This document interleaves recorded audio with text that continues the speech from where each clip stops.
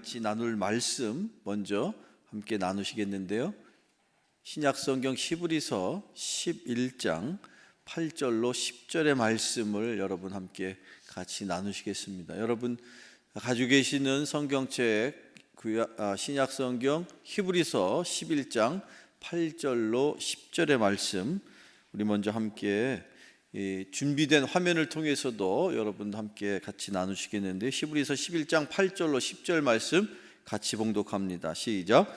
믿음으로 아브라함은 부르심을 받았을 때에 순종하여 장래의 유업으로 받을 땅에 갈 바를 알지 못하고 나아갔으며, 믿음으로 그가 이방의 땅에 있는 것 같이 약속의 땅에 거류하여 동일한 약속을 유업으로 함께 받은 이삭 및 야곱과 더불어 장막에 거하였으니, 이는 그가 하나님의 계획하시고 지으실 터가 있는 성을 바랐음이라. 아멘.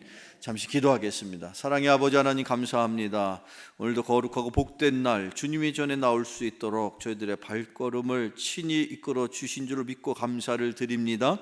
예배를 주님께서 친히 주관하여 주옵시고 말씀을 통하여 더 큰 하나님의 은혜를 더하여 주옵소서. 예수님의 이름으로 감사하여 기도하옵나이다. 아멘. 오늘 제가 이 시간에 준비한 말씀, 지난주에서 계속해서 우리는 믿음이라는 주제의 말씀을 나눕니다. 여러분, 오늘 저나 여러분이나 신앙생활을 특별히 최근에 이렇게 한두 달 전에 하신 분이 아니시다라면, 굳이 여러분 가운데에 나는 평생토록 이렇게 신앙생활을 하고 있습니다 하시는 분들이 계신다면, 어찌 보면 너무 여러 차례 들었던 표현일 수도 있겠습니다만, 자, 먼저 여러분, 믿음의 조상 하면 누구를 떠올리십니까? 아브라함이죠. 그 아브라함을 일컬어 우리가 믿음의 조상이라고 하는 그 이유를, 근거를 우리는 성경을 통해서 살펴보게 되는데, 이 성경에 특별히 이 믿은 자들의 조상이 된다라는 표현, 우리가 지금 말한 믿음의 조상이라는 그 표현이 담겨져 있는 성경의 본문은 실은 아브라함의 이 이야기가 있었던 당시를 한참 지나고 나서 사도 바울에 이르렀을 때, 사도 바울을 통해서 우리에게 그렇게 그 표현이 전해진 내용입니다. 자, 먼저 제가 준비한 로마서 4장 한번 같이 나누실 텐데요. 로마서 4장 11절 한번 같이 읽어보실까요? 시작. 그가 할례의 표를 받은 것은 무할례 시의 믿음으로 의를 인친 것이니, 이는 무할례자로서 믿는 모든 자의 조상이 되어 그들도 의로 여기심을 얻게 하려 하심이라. 아멘. 자, 여기에 분명히 믿는 모든 자들의 조상이 되었다, 그런 표현이 나오죠. 이 표현을 우리가 여기에서 굳이 이렇게 찾게 되는 이유는, 당시, 즉 사도 바울 당시 로마서를 통해서 로마 교인들이죠. 로마 교인들의 삶을 우리가 이렇게 저렇게 한번 되돌아보면, 굳이 사도 바울은 로마서에서 우리를 향해서, 로마 교인들을 향하여 모든 믿는 자들의 조상은 아브라함이다 라는 표현을 왜 하고 있는지를 알게 되는데, 여기 오늘 이 로마서 4장 11절에 보니까 할례 혹은 무할례 이런 표현이 나오죠. 자, 여러분, 할례 뭘 의미하는지 우리가 다 알고 있습니다만, 이거는 유대인 남자라면 태어날 때부터 당연히 그 할례를 받도록 돼 있습니다. 그것이 유대인들이 갖는 독특한 그 민족이 자기들 스스로가 나는 유대인이야, 이것을 자기 스스로가 평생토록 잊지 않도록 하기 위한 그런 하나님의 일종의 약속이고, 또 유대인 남자가 꼭 지켜야 될 의무인데, 자, 비해서 사도 바울이 로마서를 쓸 당시의 상황을 한번 생각해 보면 그때는요 이미 로마에 교회가 있었는데 그 교회 가운데에는 할례를 받은 유대인들보다는 할례 받지 않은 로마에 살고 있었던 당시 로마 시민들, 그 중에는 유대인도 있었겠으나 실상은 뭐 통계가 있어서 살펴볼 수는 없겠지만 당시 지역적으로 로마는 그 중근동을 포함한 유럽 전체의 그 도시 가운데 가장 인구 면에서나 또는 역할 면에서나 또는 문화적, 경제적 모든 면에서 최고의 도시였습니다.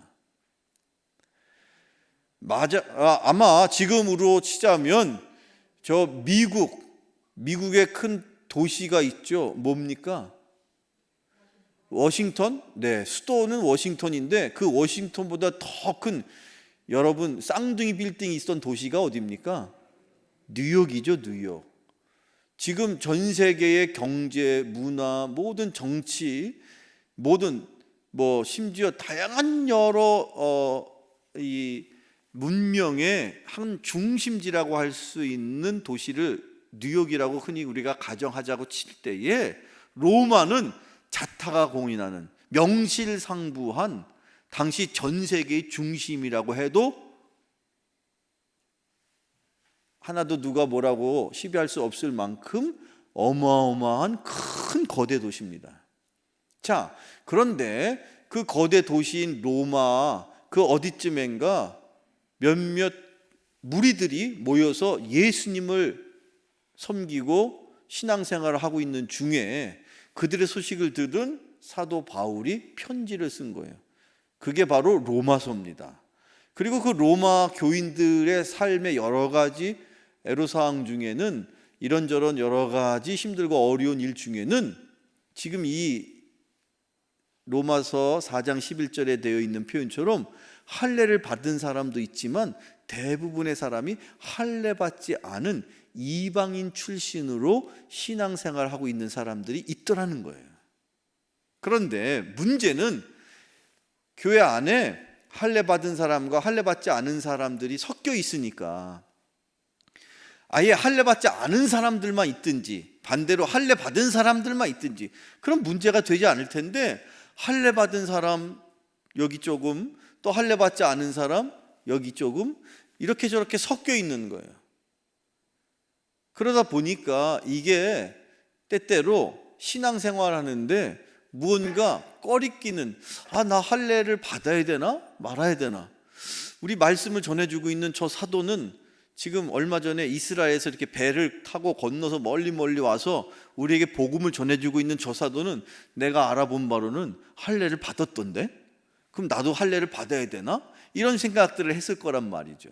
이제 그런 이야기를 듣고 보니까 그게 당시에 신앙생활하는 데에는 상당히 마음속에 꺼리낌이 되더라는 거예요. 마치 지금 여러분 신앙생활하면서 나도 직분을 받아야 되는데 이 나이쯤 되면 나 권사쯤 돼야 되고 그런 생각들 하더라는 거죠. 지금보다 더 심각하게 그들에게는 그 신앙에 내가 지금 신앙생활을 한다 안 한다에 가장 중요한 그런 기준점이 몇 가지가 있었는데 그 중에서도 걸림돌이 되는 게 이 할례 받는 일이었다는 거예요. 그런데 그 문제에 대해서 사도 바울은 명쾌하게 우리에게 새로운 가르침을 주는 것인데 그것은 뭐냐? 할례 혹은 무할례 아무런 의미 없어. 아무 의미 없어. 요즘 젊은 사람들이 그런 표현 쓰는데 아무 의미 없는 거다. 아니 얼마 전까지 유대인으로서 유대교인으로서 신앙생활을 하던 입장에서는 그 유대인의 당연한 표시를 이게 왜 의미 없다는 거야? 이게 있어야만 유대인이고 이게 있어야만 되는 거 아니야? 그런데 사도 바울은 이제 당신들이 믿는 예수 그리스도를 믿는 자녀들에게는 영적인 조상으로 우리는 당연히 아브라함을 우리가 믿음의 조상으로 받아들이고 신앙생활을 하는 모든 이들에게는 믿는 자의 모든 조상이 되십니다. 당신이 할례를 받았든지 받지 아니하였든지 전혀 상관없이 당신에게 직분이 있든지 없든지 누구든지 예수를 구주로 고백하는 모든 이들은 하나님 앞에 다 하나님의 자녀가 되었음을 여러분 꼭 기억하며 신앙생활을 하기를 바랍니다. 이제 그런 의미로 이 글을 썼다라는 거예요. 거기서부터 어떤 표현이 비롯됐느냐? 믿음의 조상. 누구? 아브라함. 이 믿음의 조상이라는 이 표현이 갖는 의미가 대단한 거예요. 저와 여러분의 조상은 누굽니까? 단군 할아버지예요? 물론 우리의 육신은 이 한반도라는 이 땅에 우리가 오랫동안 이 민족이 한민족이 살았으니까 그런 한국의 역사를 우리가 전혀 무시할 수 없고 당연히 그 한국의 역사 속에서 우리가 살고 있는 겁니다만 저와 여러분은 분명히 하나님의 자녀로 영적으로 우리가 신앙생활을 하면 우리의 분명한 믿음의 뿌리를 우리가 알아야 될 터인데 그런 의미에서 저와 여러분이 아브라함을 통해서 믿음을 계속해서 전수받은 믿음의 자손이요 자녀인 줄로 믿으시길 축원합니다. 제가 어렸을 때 초등학교 다닐 당시에 제 기억에 생생한 미국에서 만들어진 드라마가 하나 있었는데 여러분들 보신 분들 기억나실 거예요. 그 드라마가 제가 몇 학년 때 그 드라마를 봤는지 몇 학년인지 기억이 안 나지만 제 기억에 그 드라마의 주인공 이름이 정확하게 제 머릿속에 남아 있어요. 그 사람의 이름하여 쿤타 킨테. 쿤타 킨테라는 이름 들어보셨죠? 그때 아마 여러분들이 지금 여러분 앉아 계신 우리 권사님들이 또는 장로님들이 아마 40대나 50대나 그보다 더 젊으셨을 때일까요? 모르겠습니다. 1970년대 중반쯤에 우리나라에서 방영된 그런 미국 드라마였으니까 그때 여러분들이 그거 분명히 여기 계신 분 중에도 보신 분들 계실 거고 저랑 비슷한 연배였던 분들은 아마 그 드라마를 다는 아니어도 조금씩은 기억하실 텐데 그 쿤타 킨테가 주인공으로 나오는 텔레비 프로그램 드라마 제목이 뭐였어요? 뿌리였단 말이에요. 뿌리. 근데 재밌는 건 그 드라마는 원래 이 알렉스 헤일리라는 미국의 흑인 작가가 쓴 소설을 바탕으로 한 그런 드라마였어요. 그 알렉스 헤일리라는 대단히 그때 당시에 유명한 미국의 흑인 작가인데 그 사람은 원래 해군 중령으로 예편한 사람이었고 심지어 그는 6.25 전쟁 때 6.25 전쟁에 참전한 사람이기도 했어요. 근데 그가 군대에서 예편한 후에 소설가로서 글을 썼고 그가 쓴 소설 중에 가장 유명한 소설이 뿌리라는 그런 소설이고 그 내용은 우리가 익히 알고 있는데 중요한 것은 그 내용이 무엇을 다루고 있느냐면 그 알렉스 헤일리의 조상, 그 조상이 지금 이 미국이라는 나라에서 자유롭게 살고 있지만 과거에 몇백 년 전에는 더 구체적으로 말하면 쿤타 킨테라는 한 아프리카 흑인이 노예로 잡혀왔어요. 그리고 1750년 이후로 4대에 걸쳐서 짐승과도 같은 취급을 받으면서 그렇게 노예 생활을 하는 중에 1800년대 중반쯤에 링컨 대통령에 의해서 일어난 뭡니까? 노예 해방 운동, 남북 전쟁을 통해서 그 이후에 자유를 얻고 노예 생활에서 이제 자유인이 되었는데 그 한참 후에 자녀들과 관련된 이야기들, 그 조상에 관련된 이야기를 쓰다 보니까 책 제목이 뿌리였던 거예요. 뿌리. 근데 문제는 뭡니까? 지금은 글을 쓰는 작가인 자기의 뿌리가 원래 아프리카에서부터 출발했는데 실은 이 미국 땅에 오기를 어떤 신세로 왔다는 거예요? 노예 신세로 왔다는 거야.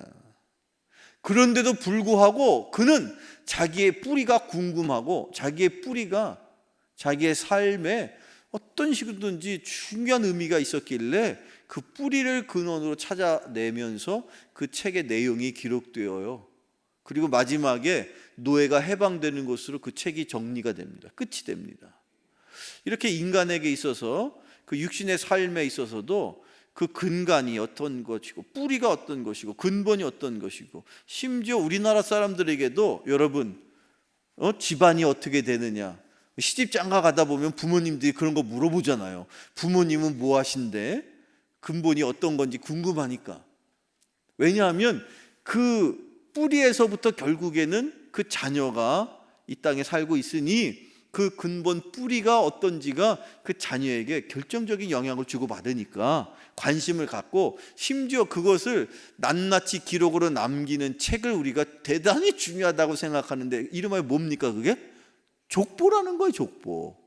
그런데 여러분, 우리가 신앙생활하는 입장에서 우리의 믿음의 족보가 무엇이냐? 바로 말씀이라는 거예요.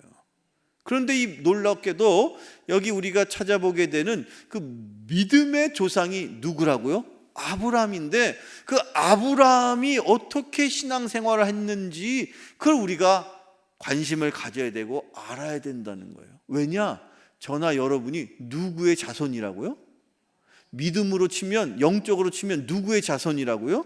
아브라함의 자손이란 말이에요. 그렇다고 우리가 혈통적으로 무슨 유대인의 피가 섞여서가 아니라 우리는 영적으로 아브라함의 당연한 자손이기 때문에 우리의 믿음의 조상인 아브라함에 대해서 관심을 갖게 되는 것이고 더 정확하게 이해하는 것입니다. 자, 그런데 그 가운데서도 특별히 아브라함의 이야기를 우리가 창세기를 통해서 살펴보게 되면 먼저 아브라함은 어떻게 신앙생활을 했는지를 우리가 분명하게 알고 가야 됩니다. 아브라함의 신앙생활이 어떻게 시작되었는지를 왜 알고 가야 되느냐?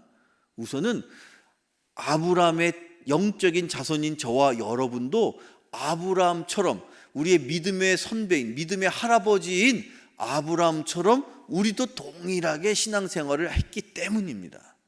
아브라함이 어떻게 신앙생활을 했을 것 같아요? 어떤 계기로 어떻게 신앙의 삶을, 믿음의 삶을 살게 되었느냐?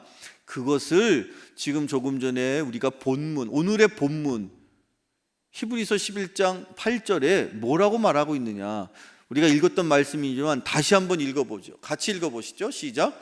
믿음으로 아브라함은 부르심을 받았을 때에 순종하여 장래의 유업으로 받을 땅에 나아갈새 갈 바를 알지 못하고 나아갔으며. 구구절절 읽어보면 아브라함에 대한 이야기를 우리가 알겠습니다만 제가 여러분에게 먼저 묻는 것이 아브라함이 어떻게 신앙생활을 했더라라는 겁니다. 조금 전에 읽은 것처럼 어느 날 하나님께서 아브라함을 어떻게 하셨다고요? 불렀어요. 아브라함아 하고선 하나님이 어느 날 아브라함을 찾아가셨단 말이에요. 여러분들은 어떠세요? 목사님 제가요 어느 날 너무너무 힘든 일이 있었어요. 사업이 쫄딱 망해가지고 도대체 내가 어떻게 살아야 할지 누구도 나를 도와줄 수도 없는 이런 저런 형편에 또 어떤 분은 제가 죽을 병에 걸렸어요. 심지어 저희 자녀가 아주 그냥 죽다 살아나는 일이 있었거든요. 그때 제가 여기저기 수소문하고 날 도와줄 사람을 찾아도 없었는데 우연히 제가 그 마침 지나다니는 길에 한쪽에 있었던 교회를 보면서 제가 찾아갔어요. 그때서야 비로소 제가 신앙생활을 하게 됐죠. 라는 그런 유의 이야기를 여러분들이 혹시 이거 내 얘기 같은데? 라고 하시는 분들 계시죠. 자, 여러분 오늘 저와 여러분이 분명히 알고 가야 할 한 가지 먼저 진리는 사실은 우리가 어떤 인생을 살았던지 우리의 신앙의 첫 출발은 누구로부터? 하나님의 부르심으로부터 시작되는 거예요. 아브라함도 그랬고 저도 그렇고 여기 계시는 김 집사님, 박 권사님, 이 장로님 다 한결같이 우리의 신앙의 시작은 어디서부터 비롯됐느냐? 하나님께서 우리를 부르셨기 때문입니다. 목사님 제가 그냥 저절로 어느 날 그냥 알아서 간 거 아닙니까? 솔직히 여러분들이 그때는 몰랐는데 지나놓고 보니까 그때 내가 그 일 때문에, 그 일을 겪게 되었기 때문에 하나님 앞에 나왔는데 지금 보니까 다 그것이 하나님의 섭리요 계획이었고 다 하나님의 시간표 속에 있는 일이었어요 라는 것이죠. 여러분 잊지 마십시오. 신앙의 첫 출발, 믿음의 조상인 아브라함을 하나님께서 찾아가신 순간부터 그의 신앙의 삶이 시작되었던 것처럼 하나님께서도 어느 때였든지 여러분을 찾아가셨습니다. 그래서 이 자리에 있는 것입니다. 내가 잘났고 내가 먼저 주님을 찾았기에 주님이 나를 만나주셨다 착각하지 마세요. 그런 경우는 인류 역사상 한 번도 없었습니다. 앞으로도 없었습니다. 아니 없을 것입니다. 주님이 오시는 그 순간까지도 언제든 하나님이 그 나약하고 연약하고 불쌍하고 보잘것없는 벌레 같은 인간인 나를 찾아와셨길래 그때부터 신앙의 삶이 시작되었다는 것을 우리는 이 아브라함의 이야기를 통해서 꼭 기억해야 할 줄로 믿습니다. 자, 그러면 그렇게 아브라함을 하나님께서 부르셔서, 즉 아브라함을 하나님께서 찾아가셔서 아브라함아라고 부르셔서 그렇게 아브라함과 하나님의 관계가, 즉 신앙의 삶이 시작되었는데 궁금한 것은 왜 그러면 아브라함을 그렇게 나이가 75세쯤 되면 그래도 노년의 나이인데 왜 하나님이 아브라함을 그때 찾아가셨겠느냐는 거예요. 왜 찾아가셨습니까? 무엇 때문에? 이 질문은 여러분에게도 행하는 질문이에요. 하나님이 왜 나를 찾아오셨는가? 여기 있는 분들 가운데는 젊어서부터 하나님을 예배하는 그런 신앙인도 계시고 또 노년의 때에 주님을 영접한 분도 계시고 뭐 다양한 여러 상황들이 있겠습니다만 어쨌든 중요한 것은 하나님이 찾아오셨잖아요. 하나님이 우리를 부르셨잖아요. 이유는 뭐냔 말이에요. 왜 하나님이 나를 찾아오셔서 나를 부르셨냐는 거예요. 이유가 뭐야? 그 이유가 있어야 하나님이 찾아오신 이유를 우리가 알아야 되지 않느냐. 이유는 무엇일까? 자, 우리 먼저 제가 여러분에게 한번 우리 과거 처음 하나님께서 이 땅에 인류를 만드셨을 때의 모습을 우리가 창세기를 통해서 알게 되는데, 하나님은 당신의 형상대로 무엇을 만드셨어요? 인간을 만드셨어요. 사람을 만드셨어요. 하나님은 특이하게도 이 세상의 모든 생명 있는 것들을 만드실 때에 뭐 하늘을 나르는 새나 이 땅을 달려다니는 동물들, 바다의 모든 생물들을 다 종류대로 만드셨대요. 그런데 유독 그 세상의 많은 생명체 중에 사람만은 하나님께서 어떻게 만드셨는지 아세요? 형상대로 만드셨어요. 그 하나님의 형상대로 저와 여러분을 만드셨는데, 자, 중요한 건 그 만드신 이후에 어떻게 하셨는지를 우리가 살펴보자는 거예요. 왜 만드셨는지를 알게 되고, 그리고 그 하나님께서 인간을 만드신 이후에 하신 일을 돌아보면 또한 하나님이 왜 우리를 찾아오신지를 우리가 알 수 있을 것 같거든요. 자, 창세기 1장 함께 같이 읽어보실 텐데요. 27절 28절 함께 같이 읽어보시죠. 시작. 하나님이 자기 형상 곧 하나님의 형상대로 사람을 창조하시되 남자와 여자를 창조하시고 하나님이 그들에게 복을 주시며, 자, 여기까지 여러분, 하나님께서 남자와 여자를, 인간을 하나님의 형상대로 창조하시고 나서 바로 인간을 바라보시면서 첫 번째 인간을 향하여 하신 일이 거기 기록되어 있어요. 하나님이 뭘 주셨어요? 복을 주셨어요. 그래서 그 복을 받았기에 그 받은 복을 가지고 세상을 정복하고 세상을 다스리고 하나님이 원하시는 일을 할 수 있게 된 거예요. 여러분, 하나님으로부터 복 받는 여러분 되기를 축원합니다. 우리가 하나님이 주신 사명을 감당하려면요, 인간의 능력으로 감당할 수 없습니다. 여러분의 인생을 향하신 하나님이 주신 사명을 감당하기 원해서라도 하나님 앞에 복을 받으셔야 합니다. 아멘. 그리고 그것 때문에 하나님이 여러분을 찾아가신 거예요. 아멘. 인간을 왜 하나님이 만드셨느냐? 여기 나와 있잖아요. 하나님이 인간을 만들어 놓고 뭘 하셨다고요? 복을 주셨어요. 그래요, 그렇습니다. 하나님이 인간을 만드신 이유는 복 주시기 위해서 만드신 거예요. 하나님이 여러분을 이 땅에 살아갈 수 있도록 지금도 이렇게 우리에게 생명을 주시는 분명한 한 가지 이유는 뭐냐? 복 주시기 위해서. 여러분 그 복을 누리시기를 바랍니다. 하나님이 여러분을 왜 이 땅에 인간으로 만드셔서 이렇게 살아가게 만드셨느냐? 복 받는 인생. 그것 때문에 하나님이 아브라함도 찾아가시고, 여기 계시는 김 집사님도 찾아가시고, 박 권사님도 찾아가시고, 이장로님도 찾아가시고, 아멘 할 때까지 계속 찾아가는 거예요. 계속. 주님은 여러분을 왜 찾아가셨고 왜 부르셨느냐? 무엇 때문이야? 복 주시기 위해서. 이 자리에 왜 주님이 여러분을 부르셨습니까? 왜 주님처럼 여러분 이렇게 이 코로나 때문에 힘들고 어려운 환경 속에 있는데 왜 이 아까운 시간에 여러분을 왜 이 자리로 부르셨습니까? 무엇 때문에? 복 주시기 위해서. 꼭 기억하시기를 축원합니다. 하나님이 아브라함을 찾아가신 이유, 여러분을 하나님께서 부르신 이유, 복 주시기 원한 것을. 그래서 우리는 복된 인생을 살아야 할 분명한 이유와 목적과 나의 사명이 있는 거예요. 복된 인생을 살아가는 여러분 되기를 축원합니다. 이렇게 하나님께서 인간을 만드신 이유가 복 주시기 위해서, 또 아브라함을 찾아가신 이유가 복 주시기를 위해서 찾아가셨는데, 더 중요한 사실 우리가 기억해야 될 것은 하나님이 그러면 아브라함만 복 주고 끝 났느냐라는 거예요. 하나님은 어떻게 하셨을까요? 하나님이 아브라함을 찾아가신 더 큰 이유는 뭐냐면, 아브라함을 통해서 그 아브라함의 자손, 이삭과 야곱과 요셉과 그 밖에 많은 자손, 그들을 어떻게 복 주시기를 원하는데, 그 아브라함의 10대손, 100대손 또는 그 이상의 그 아브라함의 많이 이 땅 가운데 존재하게 될 그 많은 유대인들, 그 많은 아브라함의 자손들을 축복하시려고 아브라함을 찾아가셨다.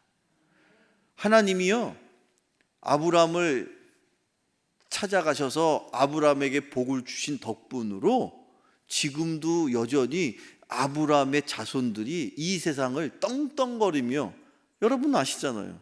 전 세계의 이 유대인들이 경제, 과학, 또 심지어 모든 여러 가지 문화, 우리가 지금 그냥 아무렇지도 않게 쓰고 있는 뭐 구글이든지 뭐 페이스북이든지 또 아마존이든지 뭐 심지어 여러분 이 전 세계에서 아주 이름 들으면 내노라 할 만한 모든 사람들이 다 알고 보니까 그게 다 아브라함의 자녀들, 아브라함의 자손들이더라는 거죠. 유대인들이 왜 똑똑한 줄 아세요? 어떤 사람은 유대인이 어렸을 때부터 이런 교육 저런 교육, 그래서 유대인의 교육을 우리가 닮아가야 됩니다. 유대인들은 교육을 잘하기 때문에 똑똑해가지고 노벨상을 휩쓰는 것 같아요. 여러분도 그렇게 생각하십니까? 천만에 착각하지 마세요. 그들이요 조상을 잘 만났어. 그들의 조상이 누구야? 아브라함이거든요. 하나님이 아브라함을 축복해 주셔서 그들의 자손이 하늘의 모래알처럼, 아니 하늘의 별처럼, 바다의 모래알처럼 그렇게 흥분하니까 헷갈리잖아. 거꾸로 말하고 있어. 하늘의 별처럼 바다의 모래알처럼 그렇게 창대하게 하신대요. 누구 때문에? 아브라함을 통해서 그들이 복받은 거예요. 그런 얘기 들으면 속상하지 않아? 그런데 감사하게도요, 사도 바울이 배합할 거 없어. 육신으로 유대인만 하나님이 축복하시는 게 아니라 영적으로 우리는 아브라함의 자손이 되었으니 너희들도 하나님의 축복을 받을 권리가 있고 당연한 의무가 있단다. 저와 여러분, 그래서 우리가 아브라함의 자손인 것을 우리가 꼭 명심하고 기억하고, 도대체 아브라함이 어떤 우리의 조상인지를 정확하게 아셔야 된다는 거예요. 근데 생각보다 아브라함이 그렇게 대단한 인물은 아니었던 것 같아요. 알기를 우리가 아브라함이 얼마나 쫌스러운 남자였으면 자기가 아내를 데리고 식소들을 가솔들을 거느리고 어딘가 가다가 여기쯤 정착해야 되겠다 싶었는데 보니까 아주 그 당시 기라성 같은 사람들이 있으니까 혹시라도 이 아내가 자기가 생각할 때 이뻐가지고 혹시라도 빼앗아가면 어떡할까 그런 걱정 때문에. 이쁘긴 뭐 얼마나 이뻤을까 싶어요. 왜냐하면 당시에 아브라함이 75세였고 10살 터울로 그 아내가 그럼 65세인데 65세 정도 되는 할머니라고 하긴 좀 그렇고 요즘 중년의 아주머니가 이쁘면 얼마나 이뻤겠나 싶은데, 어쨌든 야 당신 보고 혹해가지고 당신을 빼앗을 마음으로 나부터 먼저 죽일지 모르니까 미안하지만 우리 서로 나보고 오빠 한번 해봐. 오빠. 아니 이런 좀스러운 남자가 다 있나. 아니 그런 사람인데 어떻게 하나님이 그를 믿음의 조상이라고까지 해주셨느냐. 아브라함이 대단한 거예요? 아니면 하나님이 대단하신 분이에요? 하나님이 대단하신 거예요. 하나님을 여러분, 그렇습니다. 아브라함조차도 하나님 덕분에 그가 믿음의 조상이 된 거예요. 그런데 이렇게 하나님은 그 아브라함을 부르시고 축복을 주실 뿐만 아니라 그 아브라함의 후세들까지 하나님이 챙기시려고 하나님이 부르셨더라는 것을 우리는 깨달아 알아야 할 줄로 압니다. 사도 베드로는 당시 힘들고 어려운 환난 속에서, 고난 속에서, 핍박 속에서 그 초기 교인들을 격려하고 그들에게 그냥 우리의 신앙은 우리로서 끝나는 것이 아니다라는 것을 그들에게 깨우쳐 주기 위해서 놀라운 진리를 우리에게 가르치고 있습니다. 사도 베드로가 그 베드로 전서에서 무엇을 우리에게 가르치고 있느냐, 제가 준비한 말씀을 한번 나누실 텐데, 신약 성경 베드로전서 3장 9절 한번 읽어보죠.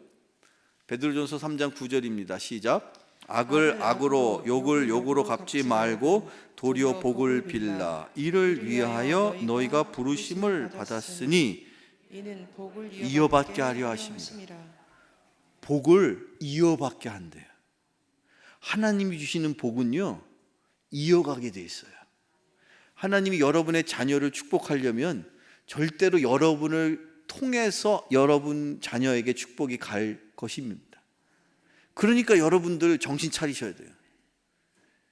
여러분들 때문에 여러분의 자손이 복을 받을 수도 있고, 반대로 여러분들 때문에 정신 못 차리고 여러분의 자손이 그냥 세상에서 그럭저럭 살다가 끝나는 볼품없는 인생이 될 수도 있다는 거예요. 하나님의 축복은요 여러분, 우리가 원튼 원하지 않든 이어받도록 돼 있단 말이에요. 아브라함을 통해서 이 시대에 유대인 중에 여러분 최고 갑부 유대인 누구를 아세요 혹시? 빌 게이츠? 또는 누구? 아마존의 창립자 누구를 이야기를 꺼내든지 간에 어쨌든 여러분 아브라함이 그걸 잘했어요. 하나님이 부르셨을 때 예 제가 가겠습니다. 그 순종을 철저하게 했기 때문에 그 자손을 하나님이 축복해 주실 수밖에 없었죠. 하나님의 축복은 이어가도록 돼 있으니까 여러분이 축복을 받으셔야 됩니다. 이유를 분명히 하셨죠. 왜? 여러분이 축복을 받아야 여러분의 자녀가 복을 받게 돼 있다니까요. 하나님의 축복은 대를 이어서 가도록 돼 있다라고 사도 베드로가 그렇게 말하잖아요. 사도 베드로가 너희가 부르심을 받았으니 그 이유를 아십니까? 그것은 복을 이어받게 하려고. 그래요. 여러분 할머니 할아버지가 축복 인생을 사셔야 그 아들 며느리가 복된 인생을 살 것이고, 그 아들 며느리 덕분에 손자 손녀도 또 그 밑으로도 여전히 복받는 인생이 될 줄로 믿습니다. 그러니 우리가 이 아브라함의 인생을 우리가 잘 살피고 그 속에 하나님이 복 주시는 그 놀라운 비밀과 진리를 깨달아야만 한다는 거예요. 그런데 아브라함이 그렇게 중요한 인생을 살았기에 하나님이 그들의 자손을 축복해 주셨다면 도대체 아브라함이 어떻게 살았더냐, 어떤 인생을 살았더냐, 성경을 통해서 우리가 알 수 있는데, 한마디로 우리가 정리하자면 신명기의 그런 내용을 우리는 이렇게 발견할 수 있습니다. 자, 아브라함이 과연 어떤 인생을 살았느냐? 구체적으로 아브라함은요, 신명기 말씀을 보면 신명기 28장 2절 한번 같이 읽어보죠. 시작. 내가 내 하나님 여호와의 말씀을 청종하면 이 모든 복이 내게 임하여 내게 이르리니. 아멘. 아하, 아브라함도 결국에는 여호와의 말씀을 어떻게 했다고요? 청종했다. 이거는요, 순도 100%의 순종을 하려고 애쓰고 힘쓰며 살았다, 그런 얘기예요. 아브라함도 결국에는 하나님을 어떻게? 하나님의 말씀을 잘 따르려고 살았더니 그것을 하나님이 순종의 모습으로 평가해 주신 거예요. 구체적으로 우리는 하나님의 말씀을 따르는 인생을 살게 돼 있습니다. 여러분, 무엇을 순종하란 말이냐? 여러분들 혹시 그런 반문을 하실 분들 계실지 모르겠지만 말씀에 순종하는 거예요. 하나님이 여러분에게 주시는 말씀이 있잖아요. 기도해, 응답해 줄게. 두려워하지만 내가 너를 지켜줄게. 이런 하나님의 말씀이 있잖아요. 그 말씀을 따르는 거예요. 하나님 분명히 두려워하지 말아라, 떨지 말아라, 좌우로 치우치지 말아라, 내가 너와 함께 있단다, 내가 너에게 말씀을 주었단다, 이런 다양한 말씀을 우리가 따라가는 것, 그게 순종인 줄로 믿으시기를 바랍니다. 오늘 제가 끝으로 마지막 준비한 말씀인데요, 오늘 이 말씀 우리 꼭 제가 이 말씀 마지막으로 여러분에게 드리고 싶어서 오늘 설교를 준비한 거예요. 오늘 주시는 마지막 여러분의 말씀, 하나님이 주시는 음성인 줄로 믿고 들으시기를 바랍니다. 함께 같이 읽어볼 말씀인데요, 자, 신약 성경 히브리서 5장 8절로 9절을 같이 읽어보죠. 시작. 그가 아들이시면서도 받으신 고난으로 순종함을 배워서 온전하게 되셨은즉 자기에게 순종하는 모든 자에게 영원한 구원의 근원이 되시고. 아멘. 이 중에서 8절을 보면요, 우리가 깨달아야 될 진리가 여기 있죠. 예수님조차도 고난을 통해서 뭘 배우셨대요? 순종을 배우셨어요. 여러분, 살기 어려우시죠? 힘드시죠? 고난 가운데 있으시죠? 고통 가운데 있습니다. 돈 때문에, 건강 때문에, 감정 때문에, 관계 때문에, 무슨 이유 때문이든지 우리가 이 시대를 살면서 힘들고 어렵지 않은 인생이 없더라고요. 더군다나 신앙생활을 이 시대에 이 마지막 말세지 말에 신앙생활을 한다는 건 그것 자체가 고통이 아닌지도 모르겠어요. 그런데 여러분 꼭 기억하십시오. 예수님조차도 십자가 고통을 통해서 아버지께, 하나님 아버지께 순종을 배워서 영광을 받으신 것처럼 여러분의 인생에 어떤 고통이 있을지라도 그 고통을 고통으로만 여기시지 말고 그 고통 가운데 하나님 앞에 내가 잃어버린 순종을 회복하십시오. 그 순종을 예수님이 배우셨던 것처럼 저나 여러분 또한 이 어려움 속에서, 이 코로나의 환난 속에서 순종함을 배워야 할 줄로 믿습니다. 그러면 하나님께서 그 십자가 고통에 넘어 있었던 부활의 영광을 우리에게 주실 줄로 믿습니다. 하나님이 왜 여러분을 부르셨습니까? 복 주시기 위해서. 그리고 하나님의 그 복은 여러분을 통해서 여러분의 가정과 여러분의 자녀에게 전해질 것입니다. 이제 3월 1일부터 3일간 나가세, 한번 따라서 해보시죠. 나가세. 여러분 어딜 나가실 겁니까? 교회에, 이 기도의 자리로 나가세. 왜 찬송 중에 나가세 주 예수만을 위하여, 그런 찬양 있으시죠? 이 기왕의 찬양은 박수치면서 불러야 되는데 거기서 따온 거예요. 거기서 힌트를 얻어가지고 나와 가정과 세상을 살리는 기도를 해야 되지 않느냐. 그래서 이름하여 나가세. 누가 이름 붙였는지 기가 막히게 잘 붙였어. 저는 이런 거 이름 붙일 때마다 소름이 돋아. 나 혹시 천재 아닌가? 근데 중요한 건 이름 붙이는 게 중요한 게 아니라 그 시간에 의미를 담아야 되잖아. 내가 먼저 하나님 앞에 온전히 축복받는 인생이 되었을 때 우리의 가정과 우리의 자녀와 우리의 다음 세대를 마음껏 주님이 축복하실 거예요. 여러분의 자녀를 하나님이 축복하시길 원하시는데 그러려면 여러분 먼저 축복의 통로가 되어야 되잖아요. 그래서 제가 3월 1, 2, 3일을 나가세 특별 새벽 기도를 하는데 그 중에 첫째 날은요, 제발 쉬는 날이니까, 공휴일이니까, 그날 3.1절인데 물론 중요한 날이죠. 그 3월 1일은 공휴일이니까 여기 계신 분들 제발 집에 머물러 계시지 말고, 그날은 어차피 그날 낮에 쉴 거잖아요. 그러니까 기왕에 그 기도회에 하루만이라도 제발 나오시기를 축원합니다. 왜 아멘이 이렇게 적지? 다 나오실 줄로 믿습니다. 그리고 나오셔서 하실 일이 있단 말이에요. 그날 교육부가 주관하는데 아이들을 위해서, 아이들을 가르치는 선생님들을 위해서 여러분들이 기도해 주셔야 돼요. 우리가 우리 신앙생활을 잘해야 되는 분명한 이유를 여러분 아셨잖아요. 누구 때문에 우리가 이렇게 힘들고 어려운 중에도 우리가 주님을 잘 섬겨야 되느냐. 이 어려운 코로나 환경에도 이 믿음을 포기하지 않고 왜 이걸 붙들고 왜 우리가 이렇게 힘들고 어려운 상황 속에서 신앙 삶을 살아야 되느냐. 자녀를 주님이 축복하시기를 원하시기 때문에 여러분 꼭 기억하셔서 이 아브라함과 같은 그 믿음의 조상이 바로 여러분의 가문 가운데 여러분이 되시기를 주님의 이름으로 축원합니다. 기도하겠습니다.